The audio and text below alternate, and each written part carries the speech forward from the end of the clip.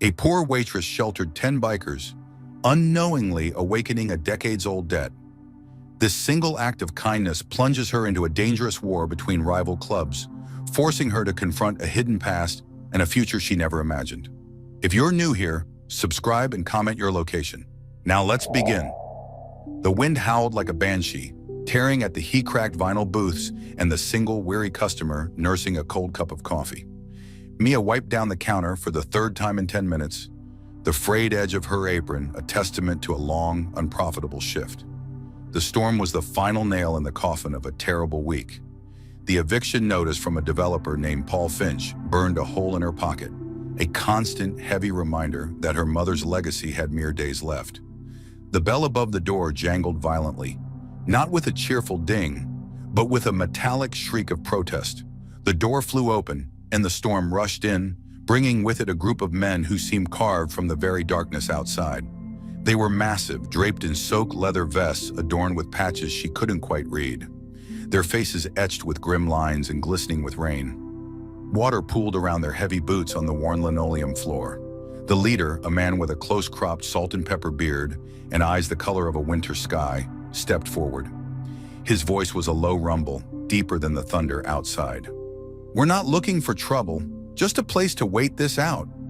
Mia's heart hammered against her ribs. Every instinct, every headline she'd ever read, screamed at her to lock the door, to call the police. But then she looked at them. They were shivering, their formidable stature doing little to combat the chill that had seeped into their bones. She saw the weariness in their eyes, a mirror of her own. This diner was her mother's place, and her mother, Rose, had never turned away a soul in need. Swallowing her fear, she forced a calm she didn't feel. "Booths are all free. I've got coffee on, and the chili's still warm." She gestured with her chin towards the large empty space at the back. "You can push some tables together." The leader, whose name she would learn was Mark, gave a curt, grateful nod. As the 10 men settled in, their presence seemed to suck all the air and space from the small diner. They were quiet, speaking in low murmurs, their leather creaking with every movement. Mia moved on autopilot, pouring 10 mugs of black coffee, ladling steaming bowls of chili. Her only other customer, old Mr. Henderson, threw a terrified look at her, left a $5 bill on the counter, and scurried out into the storm without a word. So much for his tip. For an hour, the only sounds were the relentless storm and the clinking of spoons against bowls. Mia stayed behind the counter, trying to make herself small, observing them. They were rough, no doubt, but there was a strange discipline to them. They didn't leer or make crude jokes. They just were. When the lights flickered one last time and died, plunging the diner into near-total darkness, save for the emergency light over the grill, a collective tension filled the room. Mark stood up, his silhouette immense against the storm-lit window. "We've taken enough of your time. We'll head out." "Don't be ridiculous," Mia heard herself say, her voice steadier than she expected. She was already lighting the old kerosene lanterns her mother kept for emergencies. "You'll get hypothermia or get struck by lightning. The back room has some space, and there are blankets. It's not the Ritz, but it's dry." A younger biker with a fiery red beard named James opened his mouth, likely to protest, but Mark silenced him with a look. That look held a universe of unspoken communication. He turned back to Mia, his gaze intense, searching. "You're Rose's girl, aren't you, Mia?" A cold dread, different from her fear of the storm or the eviction, trickled down her spine. "How did you know that?" Mark didn't answer directly. Instead, he walked slowly to the counter, his eyes fixed on a small, faded black and white photograph tucked beside the cash register. It was a picture of her mother, young and laughing, her arms slung around the shoulders of a handsome, dark-haired man on a motorcycle. Mia had always assumed it was a father she never knew. Mark reached out, his thick, calloused fingers surprisingly gentle as he traced the image of the man. His name was Daniel, our founder, our first president. He looked at Mia, and for the first time she saw the hard ice in his eyes melt into something akin to reverence.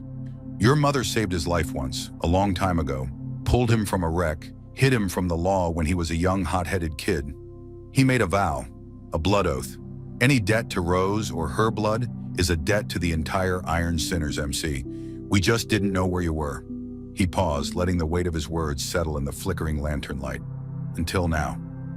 The next morning, the storm had passed, leaving the world washed clean and sparkling under a brilliant sun. The bikers had left at dawn with a quiet thank you and a $100 bill tucked under a coffee mug. Mia felt a strange emptiness in the diner, a lingering energy of their presence. She chalked it up to a bizarre night and tried to focus on the grim reality of the eviction. Paul Finch was due today for his final inspection, a thinly veiled threat to ensure she was packing. She was scrubbing the grill when she heard it. At first, it was a single low rumble in the distance, then another and another. Soon the rumble became a roar, a deafening, earth-shaking cacophony that grew steadily louder. Dishes began to vibrate on the shelves. Mia ran to the window, her breath catching in her throat. It wasn't just a few motorcycles. It was a river of them, an endless, rolling tide of chrome and black leather flowing down the two-lane highway towards her diner. They kept coming, bike after bike, ridden by men and women who looked as though they'd ridden straight out of a myth. Their vests all bore the same patch, a demonic angel breaking its chains with the words Iron Sinners MC arched above it. They filled her parking lot, then the field next to it, then lined the highway for as far as she could see. The lead bike stopped and Mark dismounted, a small, grim smile on his face. Behind him, a man even larger and more imposing, with a face that looked like a roadmap of old battles, stepped forward. This was David, the club's president. He walked up to the stunned Mia, who was standing frozen in the doorway.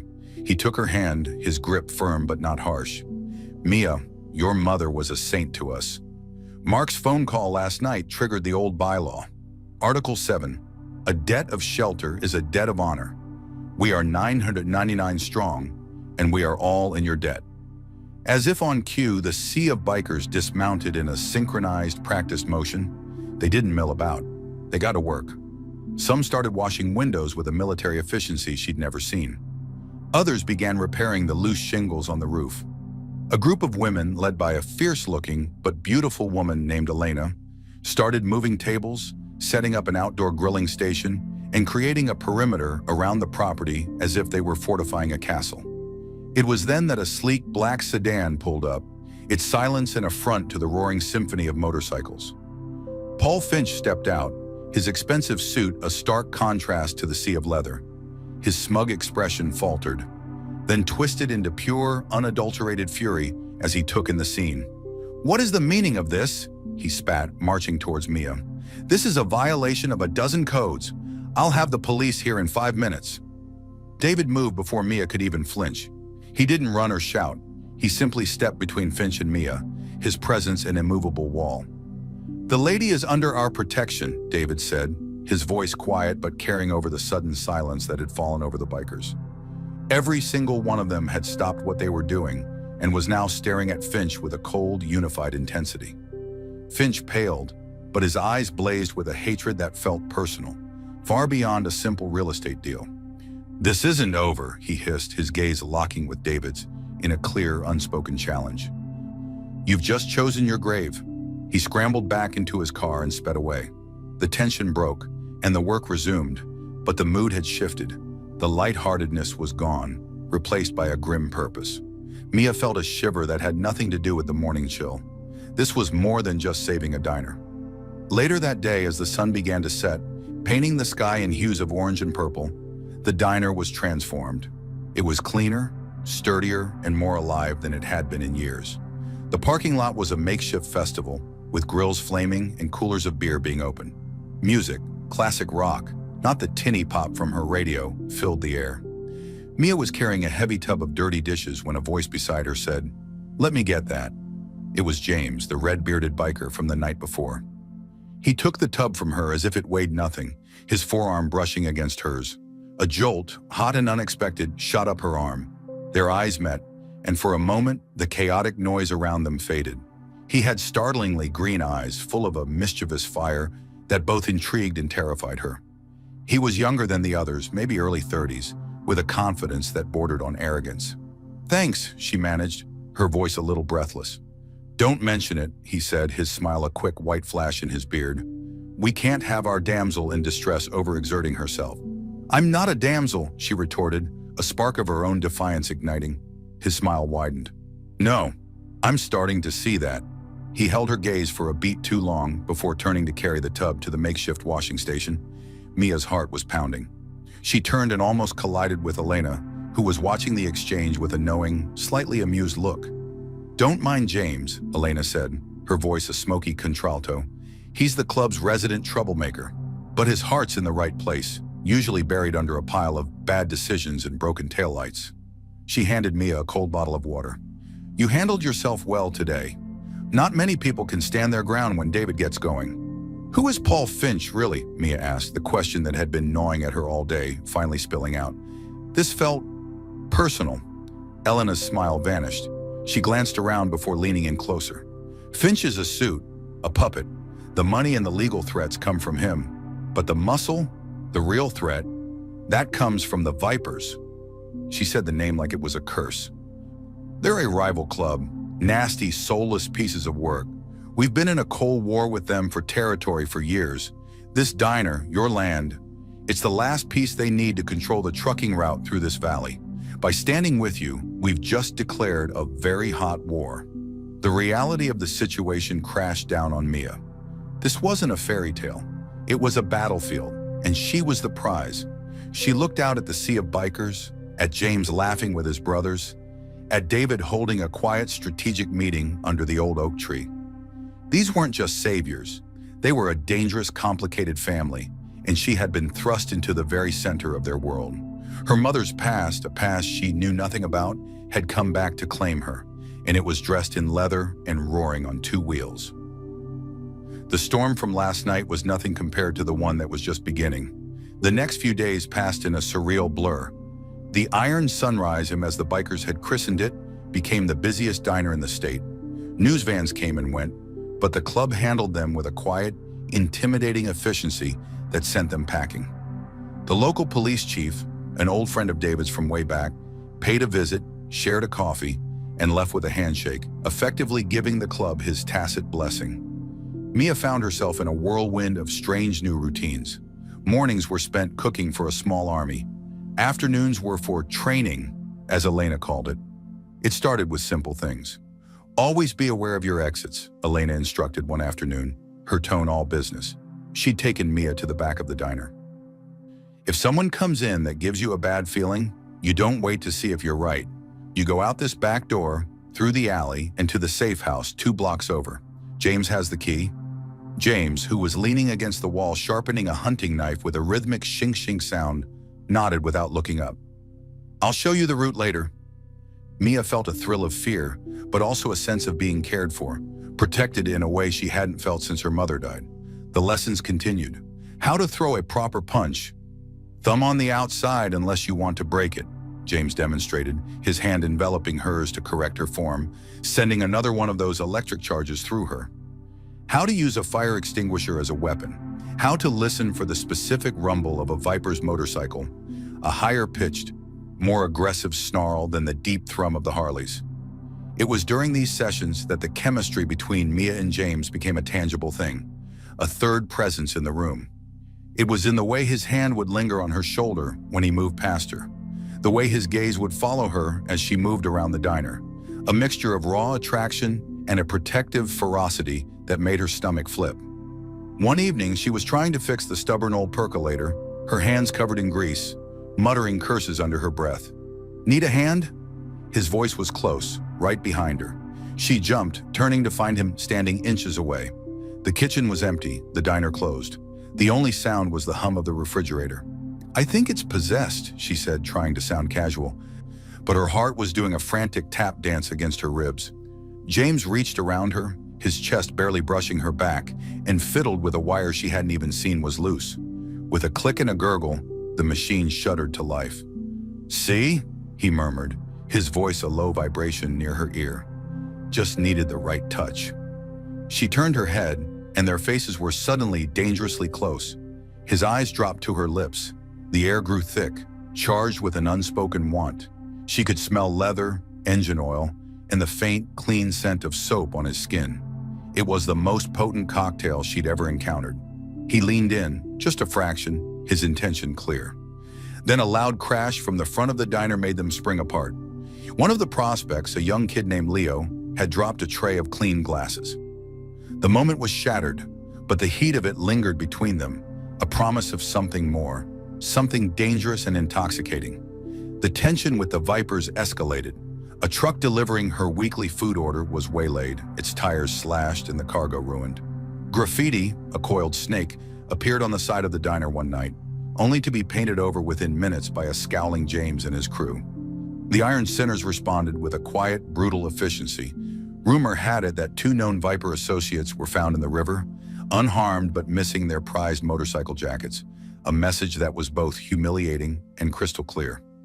David decided it was time for a show of force, a charity ride, he called it, to raise money for the local fire department. Everyone knew it was a parade, a demonstration of their numbers and their unity. Mia was to ride on the back of James's bike. The morning of the ride, her hands were trembling as she stood beside his gleaming, black fat boy. It looked less like a vehicle and more like a wild beast, resting but ready to pounce. "Never been on one before?" James asked, holding out a spare helmet. His expression was softer than usual. "Never," she admitted. He helped her put the helmet on, his fingers gently buckling the strap under her chin. "Just hold on to me. Lean when I lean. Don't fight it. Trust me." Those 2 words, "trust me," felt heavier than the bike itself. She climbed on behind him, her hands tentatively resting on his hips. The engine roared to life beneath her, a powerful vibration that traveled through her entire body. As they pulled out, leading a seemingly endless column of 500 motorcycles, the sound was deafening, overwhelming. But then, as they picked up speed, the wind whipping past them, the world became a blur of color and sound. She was pressed against his back, her arms wrapped tightly around his waist, her body moving in sync with his as they leaned into the curves. The fear melted away, replaced by a breathtaking sense of freedom, of power, of belonging. She understood in that moment why they loved this. It was pure, unadulterated flight. She rested her helmeted head against his leather-clad back and closed her eyes, just feeling it. When the ride ended back at the diner, she was giddy, her cheeks flushed, her eyes bright. As she dismounted, her legs a little wobbly, James caught her arm to steady her. "You okay?" he asked, his green eyes searching hers. "More than okay," she breathed, a genuine, unburdened smile spreading across her face for the first time in years. "That was incredible," he smiled back, a real, unguarded smile that transformed his face. "You're a natural, Mia." He reached out and tucked a stray strand of hair behind her ear, his knuckles brushing her cheek. The world narrowed to that single point of contact. The roar of the other bikes, the cheers of the crowd, it all faded into a distant hum. This time there was no one to interrupt them. But the moment was stolen once again, this time by David. "James, a word." His tone brooked no argument. James's smile vanished, the shutters coming down over his eyes. He gave Mia a last lingering look before following his president inside. Mia's euphoria evaporated, replaced by a cold knot of anxiety. She followed them at a distance, hovering near the kitchen door, which was slightly ajar. She could hear their voices, low and tense. "Getting too close, James," David was saying. "She's not one of us. She's a responsibility, a debt." "She's more than that, and you know it," James shot back, his voice tight with frustration. "She's got more spine than half the prospects we've patched in." "That's not the point." David's voice rose, a rare crack in his composure. "The Vipers are getting bolder. Finch is filing new motions every day. There's a mole, James. Someone is feeding them our movements. Until I find out who, no one is safe, especially not her. Your focus is the club. Your loyalty is to the club. Don't let a pretty face make you forget that." What happened with Jennifer? We can't have a repeat. It almost tore us apart. The name Jennifer hung in the air, a ghost from a past Mia knew nothing about. She heard James let out a frustrated growl, but he didn't argue further. Mia slipped away, her heart aching with a confusing mix of emotions. She was a debt, a responsibility, a potential distraction. The warmth she'd felt on the back of his bike felt like a lie. She was a pawn in a game she didn't understand, a game with rules written in blood long before she was born. The fairy tale was over. The war was real, and she was just a symbol, a piece of property to be defended. The weight of her mother's secret past felt heavier than ever, a legacy she never asked for, threatening to crush the first real connection she'd felt in years.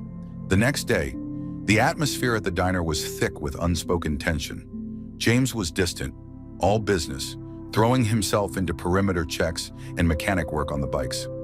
Mia threw herself into her work, scrubbing and polishing with a frantic energy, trying to wash away the hurt and confusion. It was late afternoon when an old weathered man, leaning heavily on a cane, shuffled into the diner. He was dressed in clean but faded denim, and on his jacket was a small tattered patch, an old faded version of the Iron Sinner's demon angel. "Can I help you?" Mia asked, forcing a polite smile. The old man's eyes, milky with cataracts, seemed to look right through her. "I'm looking for Rose's daughter," he rasped. A chill that had nothing to do with the air conditioning swept through Mia. "I'm Mia. Rose was my mother." The old man nodded slowly, a sad smile touching his wrinkled lips. "You have her eyes." He gestured to a booth. "May I? I have a story you need to hear. About your mother and Daniel, and the real reason this diner is so important." Mia's breath hitched. This was it, the key to the mystery. She slid into the booth opposite him, her heart pounding a frantic rhythm against her ribs. The old man took a slow, rattling breath and began to speak, his voice a whisper of history, ready to change everything. He placed his gnarled hands on the formica table, the knuckles swollen and misshapen. "Name's Arthur. I rode with Daniel from the very beginning, when this was all just a dream and a beat-up chopper in a leaky garage." He looked around the diner, his sightless eyes seeming to take it all in. "Your mother, Rose, she was the sun to our darkness. We were wild, stupid kids, but she saw something in Daniel, something worth saving." He told her a story she'd never heard. Her mother, young and vibrant, working at this very diner when it was called the Crossroads. Daniel, not yet a legend, but a charismatic, reckless young man, had gotten into a shootout with a rival gang, the precursors to the Vipers. He'd been shot, bleeding badly, and stumbled his way here, collapsing at the counter. "Rose didn't call the cops," Arthur whispered, a hint of pride in his voice. "She hid him in the basement, the one with the old root cellar door you probably keep the pickles in now. She nursed him back to health for a week. The Vipers were crawling all over town looking for him. She risked everything, not just for him, but for his dream." Daniel told her about the club he wanted to build, one with a code. Not just thugs on bikes, but brothers, a family. She believed in him. Mia listened, mesmerized, the world outside fading away. This was the woman she remembered, fiercely protective, endlessly kind. But there was more. When he was strong enough to leave, Arthur continued, his voice dropping even lower, he made the vow, the old bylaw. He told her, "Any debt to you or your blood is a debt to me and mine, forever." He gave her that photograph. But it wasn't just gratitude, girl. He loved her, and she loved him. The words hit Mia like a physical blow. "What?" Arthur nodded sadly. "Oh yes, it was a forbidden thing. He was an outlaw. She was a small-town girl with her whole life ahead of her. He knew his path was one of violence and uncertainty. He left to build his empire, promising to come back for her when it was safe. He never did. He was killed in a raid 6 months later. Rose found out she was pregnant a week after his funeral. The air left Mia's lungs. The world tilted. The handsome man in the photograph wasn't some fling. He was her father. The legendary founder of the Iron Sinners MC was her father. She was not just a debt. She was blood, the blood of their founder. Does David know?" she stammered, her voice trembling. Arthur shook his head. "No. Daniel made me swear to keep it secret. He didn't want his child growing up in his shadow with a target on her back." Rose agreed. "She wanted you to have a normal life. But the oath remained. I'm an old man, Mia. I'm dying. And with the Vipers circling, you needed to know who you are. You're not just a waitress they're protecting, you're their princess. This diner isn't just a piece of land. It's the place where the Iron Sinners were truly born, in the heart of the woman who saved their king." The weight of the revelation was crushing, yet in a strange way, it was also freeing. All the puzzle pieces of her life, her mother's sadness, the mysterious past, her own feeling of not quite belonging, suddenly snapped into a heartbreaking, perfect picture. She had a family, a chaotic, dangerous, leather-clad family she never knew existed. Just then, the door burst open. James stood there, his face a mask of panic that morphed into confusion when he saw her sitting with Arthur. "Mia, are you okay? We got a call there was a suspicious old man." "It's fine, James," she said, her voice surprisingly steady. "He's a friend." James looked skeptical but nodded, his eyes scanning her face, seeing the tear tracks she hadn't even realized were there. "What's wrong? What did he say to you?" Arthur slowly, painfully got to his feet. "I've said my piece. The rest is for you to decide, child." He patted her hand and shuffled past James and out the door, disappearing as quietly as he came. James moved to the booth, sliding in where Arthur had been. "Mia, talk to me." She looked at him, really looked at him, the green eyes filled with genuine concern, the strong jaw tight with worry. He wasn't just a biker following an order. He was part of her legacy. The truth was a burning ember in her chest, desperate to be let out. But Arthur's warning echoed in her mind. He didn't want his child growing up with a target on her back. If she told James, she would be pulling that target onto herself permanently. She would become a symbol in a way she wasn't ready for. So she told him a half-truth. "He knew my mother." He confirmed the story about her saving Daniel. She took a shaky breath. "He also said the Vipers have a mole inside the club. That's how they knew about the food delivery. How they know our movements?" James's expression darkened instantly, all personal concern replaced by club business. "A mole?" he hissed, his hands curling into fists on the table. "Who?" He didn't know, but he was sure. This part, at least, was the full truth. "James, this is bigger than my diner. This is about the club's survival." The revelation of the mole created a seismic shift within the ranks of the Iron Sinners. Paranoia became a new companion to the scent of grease and coffee. The easy camaraderie was strained, brothers eyeing brothers with a new suspicious light. David called church, a closed-door meeting for full-patch members only, in the diner's back room. Mia could hear the raised voices, the occasional bang of a fist on a table. She busied herself making a massive pot of coffee, her mind reeling. She was the daughter of Daniel. The knowledge was a live wire inside her, changing her perception of every single person in the club. They were her family. This was her birthright, and it was being threatened from within. The door to the back room opened, and the members filed out, their faces grim. David came last, his gaze finding Mia. He walked over to the counter, looking older and more tired than she'd ever seen him. "The mole," he said quietly, without preamble. "It's the only thing that makes sense. We're putting a plan in motion. A dangerous one. We're going to leak false information about a major shipment coming through here tomorrow night. A shipment of high-value goods." He meant guns. "If the Vipers show up, we'll know the mole took the bait, and we'll be waiting for them." Mia's blood ran cold. "You're using my diner as bait? For a war?" "It's already the battleground, Mia," David said, his voice gentle but firm. "This is just choosing the time and place. We need to draw them out to expose the cancer in my club." He looked at her, his eyes holding a strange, paternal softness. "You should go to the safe house. Elena will take you." "No," Mia said, the word coming out sharper than she intended. Every eye in the diner turned to her. She straightened her spine, drawing on a strength she didn't know she had. Daniel's strength, Rose's strength. "This is my home, my legacy. I'm not running. I'll be in the basement, out of the way. But I'm staying."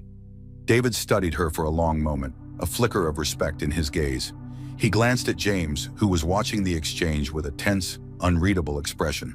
"Fine, but you do exactly as you're told. The basement, door locked, no matter what you hear." The rest of the day was a tense preparation for battle. Weapons were cleaned and distributed with a quiet, ritualistic efficiency. Lookouts were posted on the roof. The air was thick with the scent of oil, coffee, and impending violence. As dusk began to settle, painting the sky in deep purples and blues, James found Mia stocking the basement with water and a first aid kit, just in case. "You should let Elena take you," he said, his voice rough with emotion. "This isn't going to be a picnic, Mia. It's going to be ugly." She turned to face him, the single bare bulb in the basement casting long shadows on his face. "I know, but this is my fight too, maybe more than anyone else's." He took a step closer, the space between them crackling with all the unsaid things, with the truth she was carrying. "Mia, He trailed off, running a hand through his fiery hair in frustration. "When this is over, we need to talk. Really talk." "About what?" she asked, her heart hammering. "About how I'm a responsibility? A debt?" He flinched as if she'd struck him. "You heard that. Every word. It's not like that. Not for me." He closed the distance between them, his hands coming up to cradle her face. They were rough, capable hands, but his touch was unbearably gentle. "You have to know that. From the moment I saw you standing there in this diner, looking at 10 scary bikers like you were going to take us all on with a coffee pot, it's never been just about a debt for me." His thumb stroked her cheek, and she leaned into the touch, her eyes fluttering closed for a second. The world narrowed to this dusty basement, to his touch, to the raw honesty in his voice. "James, A sharp rap on the basement door above made them jump apart. "Positions!" David's voice boomed down the stairs. "They're coming!" The moment was gone, shattered by the grim reality outside. James's expression hardened, the lover replaced by the soldier. He pressed something cold and heavy into her hand. It was a small, snub-nosed revolver. "Do you remember what I taught you?" he asked, his voice all business again. She nodded, her throat too tight to speak. "Safety's off. Point and pull. Only if you have to." His eyes met hers one last time, a storm of fear, determination, and something else. Something that looked an awful lot like love. "Lock the door behind me." Then he was gone, taking the stairs 2 at a time and closing the heavy door behind him. She heard the bolt slide shut from the outside, locking her in. She was alone in the silent, dark basement, the weight of the gun in one hand and the crushing weight of her secret in the other. The only sound was the frantic beating of her own heart, and then, in the distance, the first, unmistakable, high-pitched snarl of a Viper's motorcycle. The battle for her home, for her family, for her very identity, was about to begin. The roar outside grew from a single snarl into a deafening swarm. It was answered by the deeper, more powerful thrum of the Iron Sinner's hogs. Mia stood frozen at the foot of the stairs, the cold revolver a forgotten weight in her hand. Shouts, curses, and then the sickening crunch of metal on metal echoed from the parking lot. This was no longer a distant threat. It was a symphony of violence happening just feet above her head. A gunshot rang out, sharp and terrifyingly loud. Then another, and another. It was a staccato rhythm of chaos. She could hear David's voice, roaring commands, and the higher-pitched, taunting yells of the Vipers. Something heavy slammed against the front of the diner, shaking the foundation and raining dust down on her from the ceiling. A motorcycle? A body?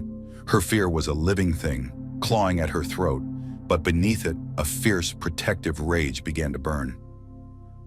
This was her home, her mother's home, the place where her father's dream had been nurtured. She wouldn't cower in the dark while it was destroyed. Creeping up the stairs, she pressed her eye to the narrow gap where the door met the frame. The view was fragmented like a horrifying film strip. She saw 2 sinners, faces she recognized from the kitchen crew, grappling with a viper in a coiled snake patch. She saw Elena, a avenging angel in leather, wielding a tire iron with brutal efficiency, and she saw James. He was a whirlwind of controlled violence, his movements fluid and deadly. He fought with a ferocity that was terrifying and beautiful to behold. Then she saw him, Paul Finch. He wasn't fighting, he was directing, like a general surveying his troops from the relative safety of his sedan, its engine still running. He was the architect of this, the suit who thought he could erase her history with a check and a legal document. A new sound cut through the din, the wail of sirens, distant but approaching fast. The police. A ripple of panic went through both sides. This changed the calculus. This was no longer just a biker brawl, it was a potential mass arrest. Finch heard it too. A smug, triumphant smile spread across his face.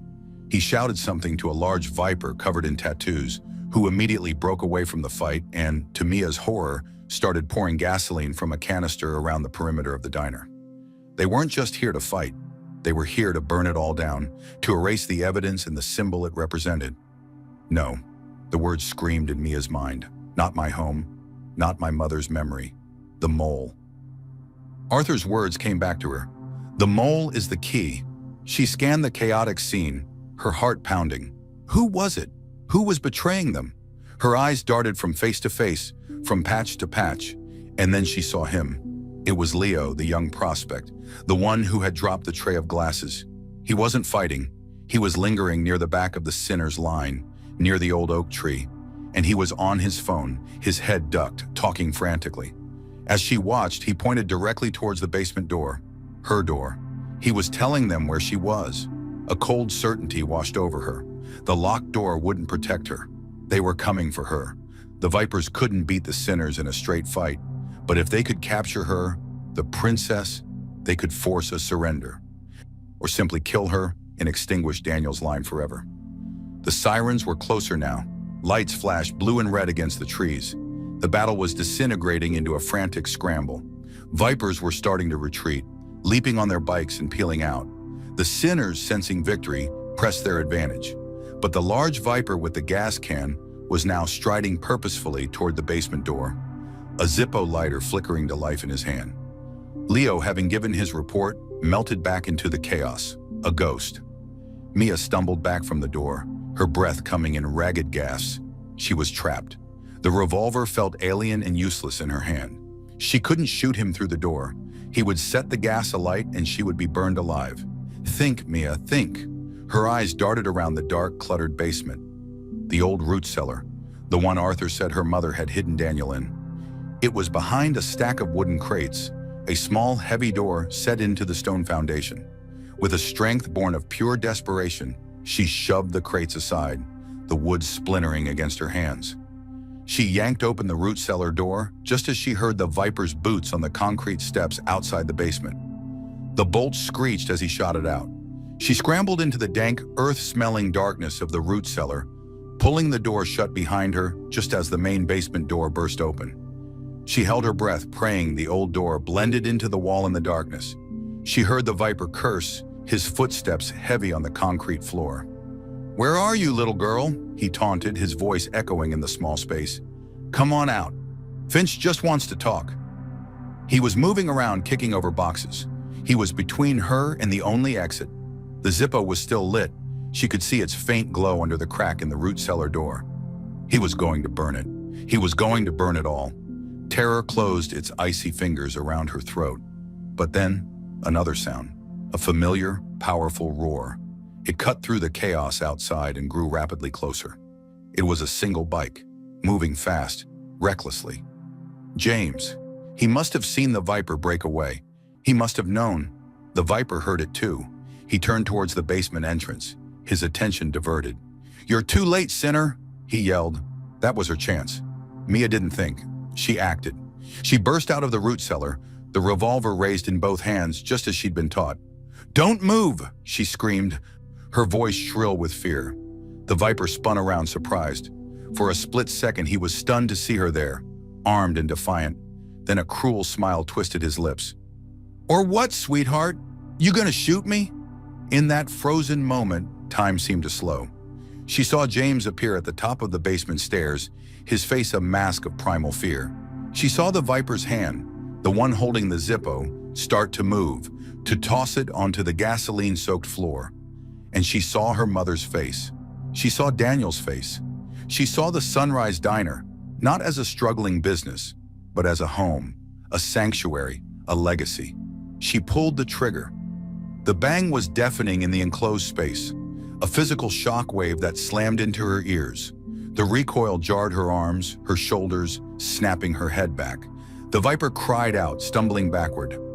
The Zippo flew from his hand, clattering to the concrete floor, the flames snuffing out instantly. He clutched his thigh, dark blood welling between his fingers. He wasn't dead, but he was down. Mia stood there, trembling violently, the gun smoking in her hand, the acrid smell of gunpowder filling her nostrils. She felt sick. She had shot a man. James was at her side in an instant. He didn't look at the wounded Viper. His eyes were only for her. He gently pried the gun from her shaking fingers and pulled her into his arms, holding her tight against his chest.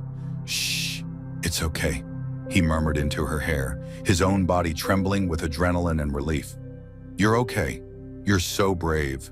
God, Mia, you're so brave." Outside, the sirens reached a crescendo, and the sounds of fighting died away, replaced by the shouts of police. The battle was over, but for Mia, holding on to James in the dim, gasoline-scented basement, the real war was just beginning. She had pulled the trigger.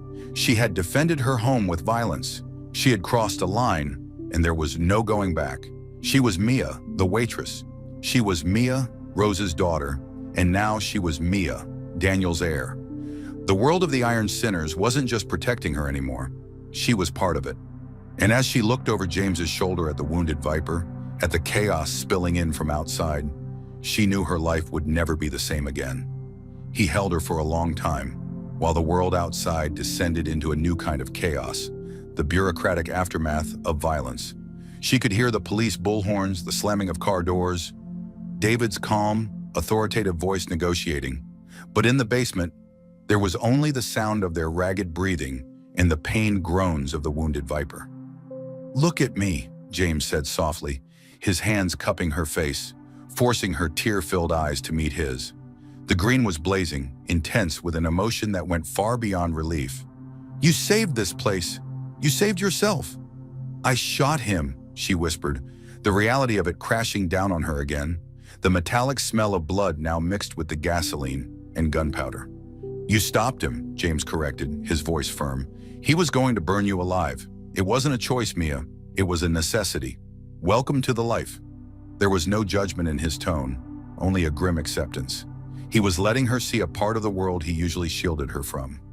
Before she could respond, heavy footsteps pounded down the stairs. David and two other sinners filled the doorway, their faces hardening as they took in the scene.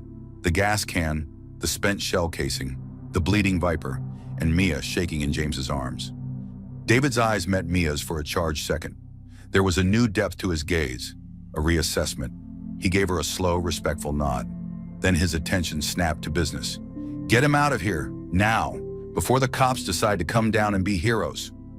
The two sinners moved with efficient brutality, hauling the cursing Viper to his feet and half dragging, half carrying him up the stairs and out a back way Mia didn't know existed. David turned to James. "The prospect, Leo. He's gone, slipped away in the confusion. But we know who he is now. The club will handle it." His eyes flicked back to Mia. "You need to come upstairs. The police will want a statement from the property owner. Stick to the script.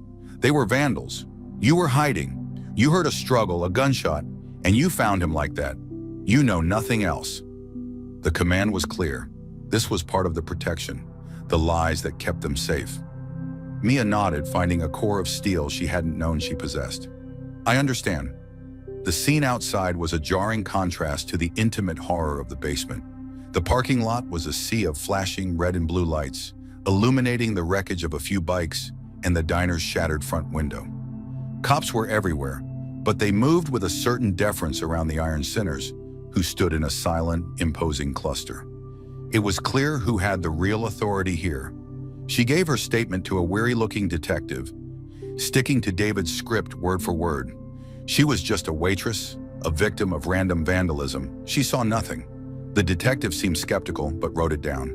The presence of 999 bikers, most of whom had now quietly disappeared into the night, had a way of discouraging thorough investigation.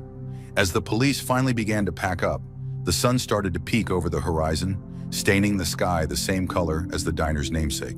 The storm of violence had passed, leaving a battered but standing peace. Exhaustion hit Mia like a physical wave.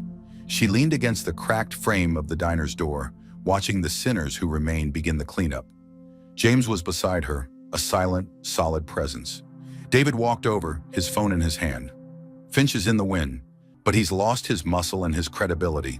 The Vipers are broken, at least in this territory. The mole is exposed, the club is secure." He looked at Mia, his expression unreadable. "You held your ground. Daniel would have been proud." The mention of her father's name, spoken with such casual reverence, stole the air from her lungs. James stiffened beside her, his head whipping towards David. "What did you say?" James asked, his voice dangerously low. David's eyes never left Mia's. He saw the truth in her face, the secret she could no longer hide. "It's time, Mia. They deserve to know. He deserves to know." The weight of it was too much. The confession tumbled out in a raw, broken whisper. "Daniel was my father." The silence that followed was profound. James took a step back as if she'd shoved him. All the color drained from his face. His eyes, which had been filled with warmth and concern, now scanned her features with a dawning, horrified realization. He was no longer looking at Mia, the waitress he was falling for. He was looking at Mia, the daughter of their founding saint, a figure on a pedestal, an untouchable symbol. "Your father?" he repeated, the word sounding foreign on his tongue. The charged chemistry that had arced between them all week seemed to short out and die, replaced by a chasm of history and club legend. "All this time, you knew? I only found out today," she pleaded, seeing the walls going up behind his eyes. "Arthur told me. David, did you know?" David shook his head. "I had my suspicions. The way Daniel spoke of Rose, the oath he made, it was too personal, but he never confirmed it. He wanted to protect you." He looked at James, his voice firm. "This changes nothing about the club's duty. It only deepens it." "It changes everything," James breathed, his voice thick with a turmoil Mia couldn't fully comprehend. He looked betrayed, lost. He turned and walked away, not towards the chaos of the cleanup, but towards his bike, his shoulders slumped under an invisible weight. The pain of his retreat was a sharper wound than any gunshot. She had finally found a family, only to lose the one person who made her feel like she belonged in it. David watched him go, a sigh of understanding on his lips. "Give him time, Mia. You're not just a girl anymore. You're a legacy." That's a heavy thing for a man like James to carry. He has a history with legacies. Over the next week, a new fragile normalcy settled over the Sunrise Diner. The repairs were made, faster and better than before. Business boomed, a mix of curious locals and loyal sinners who now treated the place with a reverence that made Mia uncomfortable. She was no longer the waitress. She was Daniel's daughter. The looks she got were full of respect, but it was a distant, formal respect that kept her at arm's length. James was gone. David said he was on a long-distance run for the club, but Mia knew he was running from her. The emptiness he left behind was a constant ache. The memory of his touch, the heat in his eyes felt like a dream. It was Elena who finally broke the silence. She found Mia one evening after closing, polishing the same spot on the counter for the 10th time. "He'll be back," Elena said, leaning against the counter. "I don't even know what I did wrong," Mia confessed, the hurt spilling out. "I'm still me. It's not you. It's him." Elena's gaze was sympathetic. His last serious relationship was with a woman named Jennifer. She was the daughter of an old alliance, a political marriage for the club, basically. James fell for her hard, but she couldn't handle the life, the violence, the secrets. She used his feelings for her to try and manipulate the club, to gain power for her father. When James found out, it broke him. He vowed never to let his personal feelings get tangled up with the club's legacy again. She paused, letting the words sink in. "And then he meets you, and he falls hard and fast, and then he finds out you're the biggest legacy of them all. To him, it feels like history repeating, like his heart is just another piece of club business." The explanation was a key turning in a lock. His words from the argument with David, "What happened with Jennifer? We can't have a repeat," now made terrible, perfect sense. He wasn't pushing her away because she was a debt.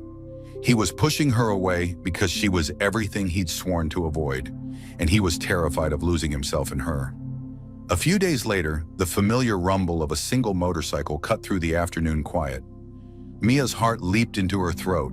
She watched from the window as James parked his bike.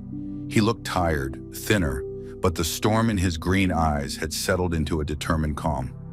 He walked into the diner. It was empty. The silence between them was heavy with everything that had been said and left unsaid. "I'm sorry I left," he said, his voice rough from the road. "I'm sorry I didn't tell you," she replied, her own voice small. "David filled me in. About Jennifer. About everything." He took a step closer, his gaze intense, searching her face. "I've been riding for a week, trying to outrun it, but I can't. I kept seeing your face. Not Daniel's daughter's face. Your face. When you stood up to us that first night, when you smiled on the back of my bike, when you looked at me in the basement, terrified but unbroken." He closed the final distance between them. "The club is my life, Mia. It's my family. But you're becoming my heart, and I'm done fighting it." He didn't wait for an answer. He cupped her face in his hands and kissed her. It wasn't like the stolen, interrupted moments before. This was a claiming, a confession. It was full of the desperation of their week apart, the relief of his return, and the fiery, unspoken promise of a future. It was passion and tenderness, violence and peace, all wrapped into one. She kissed him back with all the pent-up emotion she'd been carrying, her hands fisting in his leather vest, pulling him closer until there was no space left between them. When they finally broke apart, breathless, the world had righted itself. "It's not going to be easy," he murmured, his forehead resting against hers. "The club, the life, it's messy and it's dangerous." "My life was a struggle before you walked in," she said, a genuine smile finally touching her lips. "At least this struggle has a family attached to it. And you." He smiled then, a real, full, unguarded smile that reached his eyes and lit up his whole face. It was the most beautiful thing she'd ever seen. Weeks turned into months. The Sunrise Diner thrived, a legitimate, bustling business that also served as the unofficial and perfectly protected headquarters of the Iron Sinners MC. Mia learned to navigate her new reality. She was a business owner, a waitress, and a symbol. She managed the books by day and by night. She sat at the large table in the back, listening to club business. Her opinion valued not just because of her bloodline, but because of her sharp mind and unwavering loyalty. Her relationship with James was a constant, low-burning flame. It was passionate and real, but it existed within the complex rules of the club. There were stolen nights in his small apartment above the garage, filled with a heat that left her breathless and a tenderness that healed her old wounds. There were rides on his bike, where she would wrap her arms around him and feel utterly free. There were arguments, too, about his recklessness, about her safety, but they always found their way back to each other. One evening, during a rare quiet moment, David approached her. He slid an old leather-bound ledger across the counter to her. It was the club's founding charter. "I think it's time you had this," he said. "It's yours by right. Daniel's words, your mother's spirit, it's all in there." She ran her fingers over the worn leather, a sense of completion settling over her. She had found her place. She had found her family. She had found love in the most unexpected of places. Later that night, as she lay in James's arms, the sound of his steady heartbeat under her ear, she looked out the window at the neon Sunrise Diner sign glowing softly in the darkness. It was no longer a burden or a memory. It was a beacon, a promise of a new day, a testament to a mother's kindness, a father's dream, and a love that was forged in stormy weather and tempered in the fires of battle. The poor waitress had sheltered 10 bikers from a storm, and in return, she had found everything she never knew she was missing. Thank you for watching. Can you imagine what you would do if 999 bikers showed up at your door? Subscribe now and share your own wild stories in the comments below. Let us know which part of the world you're watching from.